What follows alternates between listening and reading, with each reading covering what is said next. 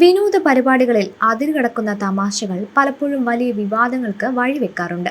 ഇപ്പോൾ സോഷ്യൽ മീഡിയയിലും മെഡിക്കൽ രംഗത്തും വലിയ ചർച്ചയായിരിക്കുന്നത് മുംബൈയിലെ ഒരു യുവ വനിതാ ഡോക്ടറുടെ പരാമർശങ്ങളാണ്.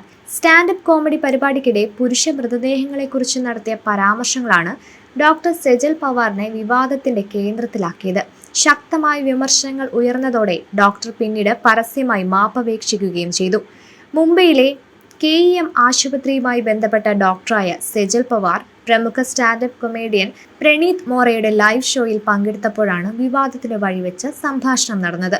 പരിപാടിക്കിടെ മെഡിക്കൽ കോളേജിലെ അനാട്ടമി ഡിസെക്ഷൻ ലാബിലെ അനുഭവത്തെക്കുറിച്ച് സംസാരിക്കുകയാണ് സെജൽ ചില പരാമർശങ്ങൾ നടത്തിയത്.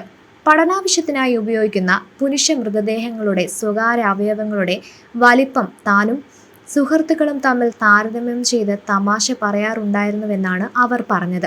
പഠനത്തിനായി ശരീരം ദാനം ചെയ്ത വ്യക്തികളെ മെഡിക്കൽ വിദ്യാർത്ഥികൾ സാധാരണയായി സൈലന്റ് ടീച്ചർ എന്ന് വിശേഷിപ്പിക്കാറുണ്ട്. എന്നാൽ അത്തരം ശരീരങ്ങളെക്കുറിച്ചുള്ള പരാമർശം മെഡിക്കൽ ധാർമ്മികതയ്ക്ക് നിരക്കുന്നതല്ലെന്നാണ് വിമർശകർ ചൂണ്ടിക്കാട്ടുന്നത്. വീഡിയോ ക്ലിപ്പ് സോഷ്യൽ മീഡിയ പ്ലാറ്റ്ഫോമുകളായ ഇൻസ്റ്റഗ്രാം, എക്സ് എന്നിവയിൽ അതിവേഗം പ്രചരിച്ചതോടെ ശക്തമായ പ്രതിഷേധമാണ് ഉയർന്നത്. ശരീരദാതാക്കളോടുള്ള ബഹുമാനത്തിന് വിരുദ്ധമായ സമീപനമാണിതെന്നും മെഡിക്കൽ മേഖലയിലെ മൂല്യങ്ങളെ ഇത് ചോദ്യം ചെയ്യുന്നതാണെന്നും നിരവധി പേർ അഭിപ്രായപ്പെട്ടു. വിവാദം ശക്തമായതോടെ ഡോക്ടർ സെജൽ പവാർ മാപ്പപേക്ഷിച്ച് വീഡിയോ സന്ദേശം പുറത്തുവിട്ടു. 3 മാസം മുൻപ് നടന്ന ഒരു പരിപാടിയിലെ തന്റെ പരാമർശത്തിന്റെ ഭാഗമാണ് ഇപ്പോൾ വൈറലായതെന്നും താൻ പറഞ്ഞത് തെറ്റായ കാര്യമാണെന്നും അതിൽ ആത്മാർത്ഥമായി ഖേദിക്കുന്നുവെന്നും അവർ പറഞ്ഞു. അത് തന്റെ ആദ്യ സ്റ്റാൻഡപ്പ് കോമഡി ഷോയായിരുന്നു. മാസങ്ങൾക്ക് ശേഷം അത് ഇത്തരമൊരു വിവാദമാകുമെന്ന് കരുതിയില്ല.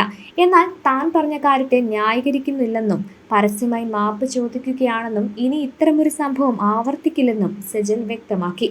താനും സഹപ്രവർത്തകരും മൃതദേഹങ്ങളെ അതീവ ബഹുമാനത്തോടെയാണ് കാണുന്നതെന്നും എന്നാൽ ആ തമാശ ഒരിക്കലും താൻ പറയാൻ പാടില്ലായിരുന്നുവെന്നും അവർ കൂട്ടിച്ചേർത്തു. മാപ്പ് വീഡിയോ പുറത്തുവിട്ടതിന് പിന്നാലെ ഇൻസ്റ്റഗ്രാമിലെ പല പോസ്റ്റുകളും അവർ നീക്കം ചെയ്തതായും റിപ്പോർട്ടുകളുണ്ട്. അതേസമയം ഈ സംഭവത്തോടെ മെഡിക്കൽ വിദ്യാഭ്യാസ രംഗത്ത് പഠനാവശ്യത്തിനായി ശരീരം ദാനം ചെയ്യുന്നവരോടുള്ള ബഹുമാനവും മെഡിക്കൽ ധാർമ്മികതയും സംബന്ധിച്ച ചർച്ചകൾ വീണ്ടും സജീവമായിരിക്കുകയാണ്.